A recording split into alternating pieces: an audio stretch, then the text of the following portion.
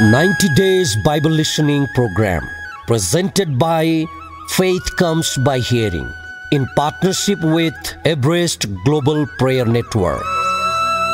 Everest Global Prayer Network को साझेदारीमा Faith Comes by Hearing प्रस्तुत गर्दछ 90 दिने बाइबल सुनाई कार्यक्रम।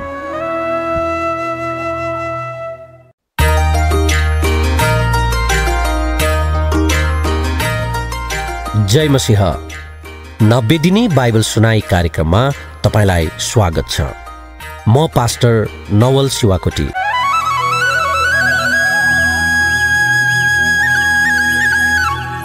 आज हामी 90 दिने बाइबल सुनाई कार्यक्रमको 6औं दिनमा छौं। आउनुहोस् आज हामी नयाँ नियमको पुस्तक मत्ती 13 अध्यायको 1 पददेखि 14 अध्यायको 36 पदसम्म सुन्नेछौं।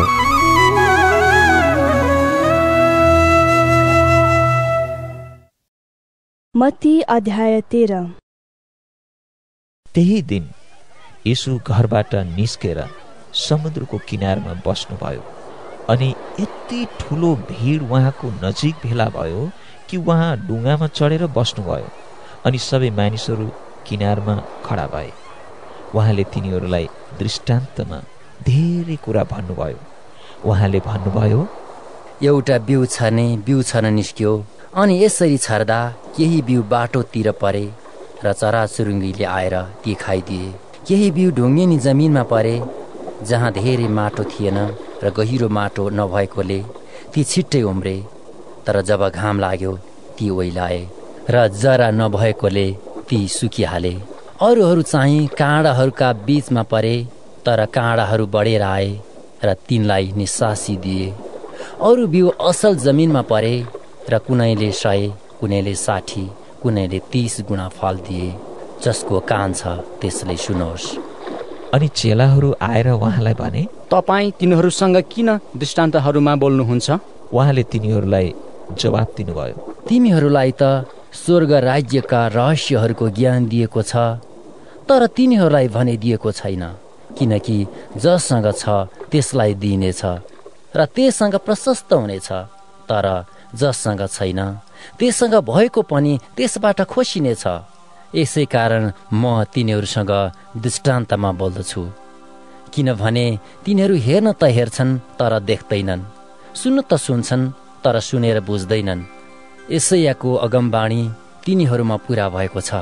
सुन्न त तिमीहरू सुन्छौ तर कहिले बुझ्दैनौ, हेर्न त हेर्छौ तर कहिले देख्दैनौ, किनकि यी मानिसहरूको हृदय बोधो भएको छ र तिनीहरूका कान बहिरा भएका छन् र तिनीहरूले आफ्ना आँखा बन्द गरेका छन्। नत्र त तिनीहरूले आँखाले देख्ने थिए, कानले सुन्ने थिए, हृदयले बुझ्ने थिए र फर्कने थिए र म तिनीहरूलाई निको पार्ने थिएँ। तर तिमीहरूका आँखा धन्य हुन् किनकि तिनले देख्दछन्, तिमीहरूका कान धन्य हुन् किनकि तिनले सुन्छन्। साँच्चै म तिमीहरूलाई भन्दछु, तिमीहरूले देखेका कुरा धेरै अगमवक्ताहरूले र धर्मी जनहरूले हेर्न उत्कट इच्छा गरेथे तर देखेनन्, अनि तिमीहरूले सुनेका कुरा सुन्न उत्कट इच्छा गरेथे तर सुनेनन्। बिउ छर्नेको दृष्टान्त सुन। जब कसैले राज्यको वचन सुन्छ र सो बुझ्दैन, तब दुष्ट आउँछ र त्यसको हृदयमा जे छरिएको थियो सो खोसेर लैजान्छ। बाटोतिर छरिएको बिउ चाहिँ त्यही हो। ढुङ्गेनी जमिनमा छरिएको चाहिँ त्यो हो जसले वचन सुन्ने बित्तिकै खुसी साथ झट्टै त्यो स्वीकार गर्दछ, तर त्यसको आफ्नै जरा नभएकोले त्यो थोरै बेर मात्र टिक्छ र वचनको कारणले कष्ट कि सतावट परि आउने बित्तिकै त्यो पछि हट्छ। काँडाहरूमा छरिएको चाहिँ त्यो हो जसले वचन सुन्छ, तर यस संसारको फिक्री र धन सम्पत्तिको छलले वचनलाई बाधा दिन्छ र त्यो फल नदिने हुन्छ।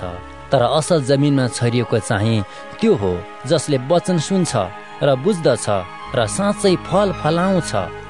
त्यसले छरेको बिउबाट 100 गुणा, 60 गुणा र 30 गुणा फसल फलाउँछ। यीशुले फेरि तिनीहरूलाई अर्को दृष्टान्त सुनाउनु भयो। स्वर्गको राज्य एउटा मानिस जस्तो हो जसले आफ्नो खेतमा असल बिउ रोप्यो, तर मानिसहरू सुतेका बेला उसको शत्रु आयो र गहुँका बीचमा सामाहरू रोपेर गयो। जब बोट निस्केर त्यसमा दाना लागे तब सामा पनि देखा पर्यो। घरका मालिकका कमाराहरूले आएर उसलाई भने, हजुर, के तपाईँले आफ्नो खेतमा असल बिउ रोप्नु भएको होइन? त्यहाँ सामा कहाँबाट आयो? घरको मालिकले तिनीहरूलाई भन्यो, कुनै शत्रुले यसो गरेको हो। कमाराहरूले उसलाई भने, के हामी गएर ती बटुलौं? तर उसले भन्यो, त्यसो नगर, नत्र त तिमीहरूले सामा उखेल्दा गहुँ समेत उखेली पठाउनेछौ। फसलको समयसम्म दुवैलाई सँगसँगै बढ्न देऊ। फसलको बेलामा कटनी गर्नेहरूलाई भन्नेछु, पहिले सामा उखलेर जलाउनलाई बिटा बाँध, तर गहुँ चाहिँ मेरो ढुकुटीमा राख। येशूले तिनीहरूलाई अर्को दृष्टान्त भन्नुभयो। स्वर्गको राज्य रायोको दाना जस्तो हो, जो एकजना मानिसले लगेर आफ्नो बारीमा रोप्यो। त्यो सबै बिउहरूमा सानो हुन्छ, तर जब बढ्छ तब त्यो सबै सागपातहरूभन्दा ठुलो हुन्छ र रुख नै भइहाल्छ। आकाशका चराचुरुङ्गीहरू आएर त्यसका हाँगाहरूमा गुण लाउँछन्। उहाँले तिनीहरूलाई अर्को दृष्टान्त भन्नुभयो। स्वर्गको राज्य खमीर जस्तो हो, जो एउटी स्त्रीले 10 किलोग्राम पिठोमा मिसाई र त्यो जम्मै खमीरले फुलिएर ठिक नभएसम्म त्यसलाई एक ठाउँमा राखी। येशूले यी सबै कुरा मानिसहरूलाई दृष्टान्तमा भन्नुभयो। बिना दृष्टान्त उहाँले तिनीहरूलाई केही पनि भन्नु भएन। अगमवक्ताद्वारा यसरी भनिएको वचन पूरा भयो। म आफ्नो मुख दृष्टान्तहरूमा खोल्नेछु, संसारको उत्पत्तिदेखि लुकाई राखेका कुरा म जाहेर गर्दछु। तब उहाँ भिडलाई छोडेर घरमा जानुभयो र उहाँका चेलाहरूले उहाँ कहाँ आएर भने, खेतको सामा बारे दृष्टान्तको अर्थ हामीलाई बताइदिनुहोस्। उहाँले तिनीहरूलाई जवाब दिनुभयो, असल बिउ छर्ने चाहिँ मानिसको पुत्र हो। खेत संसार हो। असल बिउ चाहिँ राज्यको सन्तान हो र सामा दुष्टको सन्तान हो। सामा रोप्ने शत्रु चाहिँ दियावलस हो। फसलको समय चाहिँ युगको अन्त्य हो। खेतालाहरू स्वर्गदूतहरू हुन्। जसरी सामा उखेलेर आगोमा भस्म गरिन्छ, युगको अन्त्यमा पनि त्यस्तै हुनेछ। मानिसको पुत्रले आफ्ना दूतहरू पठाउनेछ र पाप गर्न लाउने प्रत्येक थोक र दुष्ट काम गर्नेहरू सबैलाई तिनीहरूले उसको राज्यबाट बटुल्नेछन् र उनीहरूलाई आगोको भट्टीमा फालिदिनेछन्। त्यहाँ मानिसहरू रुनेछन् र दारा किट्नेछन्। तब धर्मी जनहरू आफ्ना पिताको राज्यमा सूर्य जस्ता चम्किला हुनेछन्। जसको कान छ त्यसले सुनोस्। स्वर्गको राज्य कुनै एउटा खेतमा गाडी राखेको गाडधन जस्तो हो, जो एकजना मानिसले भेट्टाएर लुकाई राख्दछ र आनन्दित भएर ऊ जान्छ र आफूसित भएका सबै बेच्छ र त्यो खेत किन्छ। फेरि स्वर्गको राज्य असल मोतीहरू खोज्ने एउटा व्यापारी जस्तो हो। त्यसले एउटा बहुमूल्य मोती भेट्टाएपछि गएर आफूसँग भएका सबै बेचेर त्यो मोती किन्यो। स्वर्गको राज्य समुद्रमा हानेको एउटा जाल जस्तो पनि हो, जसमा हर किसिमका माछाहरू पर्दछन्। अनि जाल भरिएपछि मानिसहरूले त्यसलाई किनारमा तानी निकाले र बसेर असल जतिलाई भाँडाहरूमा जम्मा गरे र खराब जतिलाई बाहिर फाले। युगको अन्त्यमा यस्तै हुनेछ। स्वर्गदूतहरूले आएर दुष्टहरूलाई धर्मीहरूका बीचबाट छुट्याउनेछन् र उनीहरूलाई आगोको भट्टीमा फालिदिनेछन्। त्यहाँ मानिसहरू रुनेछन् र दारा किट्नेछन्। येशूले सोध्नुभयो, के तिमीहरूले यी सबै कुरा बुझ्यौ? तिनीहरूले उहाँलाई जवाफ दिए, बुझ्यौं। अनि उहाँले तिनीहरूलाई भन्नुभयो, यसकारण स्वर्गका राज्यको शिक्षा पाएको हरेक शास्त्री एकजना घरको मालिक जस्तो हो, जसले आफ्नो ढुकुटीबाट नयाँ र पुराना मूल्यवान सामानहरू बाहिर झिक्दछ। यी दृष्टान्तहरू बताइसक्नु भएपछि येशू त्यहाँबाट जानुभयो अनि आफ्नो शहरमा आएर उहाँले तिनीहरूको सभाघरमा तिनीहरूलाई यस्तो शिक्षा दिनुभयो कि छक्क परेर तिनीहरूले भने, यिनलाई यो बुद्धि र अचम्मको काम गर्ने शक्तिहरू कहाँबाट प्राप्त भयो? के यिनी सिकर्मीका छोरा होइनन्? के यिनकी आमाको नाउँ मरियम र यिनका भाइहरू याकुब, योसेफ, सिमोन र यहुदा होइनन्? के यिनका बहिनीहरू सबै हामीहरू सँगसँगै छैनन् र? त यिनलाई यी सबै कुरा कहाँबाट प्राप्त भयो? अनि तिनीहरू उहाँसँग चिढिए। तर येशूले तिनीहरूलाई भन्नुभयो, अगमवक्तालाई आफ्नै निज मुलुक र आफ्नै निज घरमा बाहेक अन्यत्र सबै ठाउँमा आदर हुन्छ। अनि तिनीहरूको अविश्वासले गर्दा उहाँले त्यहाँ शक्तिका धेरै कामहरू गर्नु भएन। मत्ती अध्याय 14। त्यसबेला गालिल प्रदेशका शासक हेरोदले येशूको कृति सुने। तिनले आफ्ना भारदारहरूलाई भने, उनी बप्तिस्मा दिने यूहन्ना हुन्, उनी मृतकबाट जीवित भएका छन्, यसै कारण शक्तिमा यी कामहरू उनीद्वारा भइरहेछन्। किनभने हेरोदले आफ्नो भाइ फिलिपकी स्वास्नी हेरोदियासको खातिर यूहन्नालाई पक्री बाँधेर कारागारमा हालिदिएका थिए। यूहन्नाले हेरोदलाई यसो भनेका थिए, तपाईले तिनलाई स्वास्नीको रूपमा राख्नु उचित हुँदैन। यसै कारण हेरोदले उनलाई मार्ने इच्छा गरेका थिए। तर जनतादेखि तिनी डराउँथे, किनभने तिनीहरूले उनलाई अगमवक्ता ठान्थे। तर जब हेरोदको जन्मदिन आयो तब हेरोदियासकी छोरीले तिनीहरूका बीचमा नाचेर हेरोदलाई प्रसन्न तुल्याई। त्यसो हुँदा तिनले त्यसलाई जे मागे पनि दिने शपथ खाएर प्रतिज्ञा गरे। तर त्यसकी आमाले सिकाएकी हुनाले त्यसले भनी, बप्तिस्मा दिने यूहन्नाको शिर मलाई यही थालमा दिनुहोस्।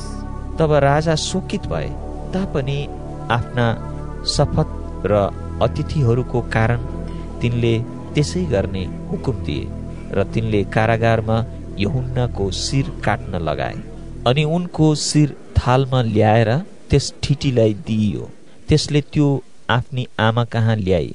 त्यसपछि यूहन्नाका चेलाहरू आएर उनको मृत शरीर लगेर गाडे। अनि तिनीहरूले गएर येशूलाई खबर दिए। जब येशूले यो सुन्नुभयो, उहाँ डुङ्गामा चढी त्यहाँबाट अलग्गै एउटा एकान्त ठाउँमा जानुभयो। यो सुनेपछि भिडले सहरहरूबाट पैदलै उहाँलाई पछ्यायो। किनार पुगेर त्यस ठुलो भिडलाई देखि उहाँले तिनीहरूलाई टिठ्याउनु भयो र तिनीहरूका बिरामीहरूलाई निको पारिदिनुभयो। साँझ परेपछि चेलाहरू यसो भन्दै उहाँ कहाँ आए, यो निर्जन ठाउँ छ र दिन ढलिसक्यो, भिडलाई बिदा दिनुहोस् र यिनीहरूले गाउँ गाउँमा गएर आफ्ना लागि खानेकुरा किनुन्। तर येशूले तिनीहरूलाई भन्नुभयो, तिनीहरूलाई जानु आवश्यक छैन, तिमीहरूले नै यिनीहरूलाई खाना देऊ। तिनीहरूले उहाँलाई भने, यहाँ हामीहरूसित 5 रोटी र 2 माछा मात्र छन्। तब उहाँले भन्नुभयो, ती म कहाँ ल्याऊ। उहाँले भिडलाई घाँसमा बस्ने आज्ञा दिनुभयो र ती 5 रोटी र 2 माछा लिएर स्वर्गतिर हेरी परमेश्वरलाई धन्यवाद दिनुभयो र रोटीहरू भाँचेर चेलाहरूलाई दिनुभयो र चेलाहरूले मानिसहरूलाई दिए। ती सबैले खाएर तृप्त भए र उब्रेका टुक्राहरू तिनीहरूले 12 डालाभरि उठाए। स्त्रीहरू र केटाकेटीहरू बाहेक खानेहरू प्राय 5000 पुरुषहरू थिए। उहाँले भिडलाई बिदा गर्नुहुँदा चेलाहरूलाई डुङ्गामा चढी उहाँभन्दा पहिले पारिपट्टि जान लाउनुभयो। भिडलाई बिदा गरिसक्नु भएपछि उहाँ एक्लै प्रार्थना गर्न डाँडामा उक्लनुभयो। साँझ पर्दा उहाँ एक्लै त्यहाँ हुनुहुन्थ्यो। तर डुङ्गा त्यति बेलासम्म किनारदेखि समुद्रमा धेरै टाढा पुगिसकेको थियो। अनि हावा उल्टो बगेको हुनाले डुङ्गा छालको चपेटमा परेको थियो।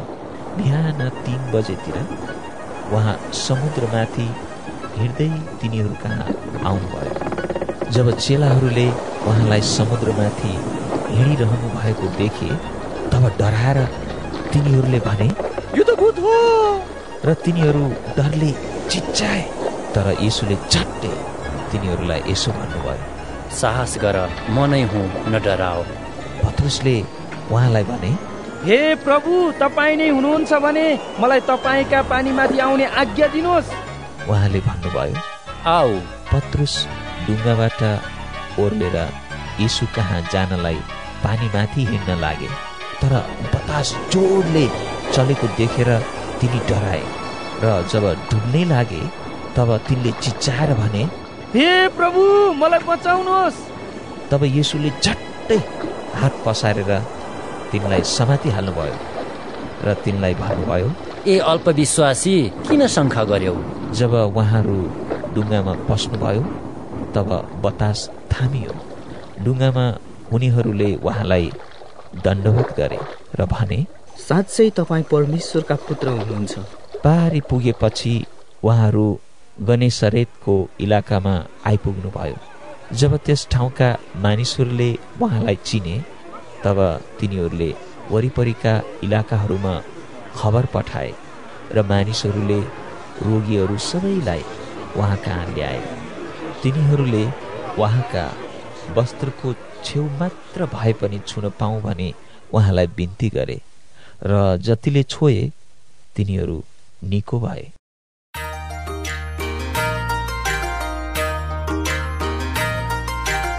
आजका लागि बाइबल सुनाई कार्यक्रम यति नै। प्रियहरू, एकचोटि विचार गरौँ त, आजको बाइबल सुनाईबाट के आशिष पाउनुभयो? मनन गर्नुहोस्। प्रियहरू, यहाँहरूको बीचमा म 3वटा प्रश्नहरू राख्न चाहन्छु। प्रश्न नम्बर 1, आजको खण्डबाट हामीले परमेश्वरको बारेमा के सिक्दछौँ? प्रश्न नम्बर 2, आजको खण्डबाट मानव जातिको विषयमा हामी के सिक्दछौँ? प्रश्न नम्बर 3, आजको खण्ड सुनिसकेपछि परमेश्वरमा हाम्रो प्रतिक्रिया चाहिँ कस्तो हुनुपर्दछ?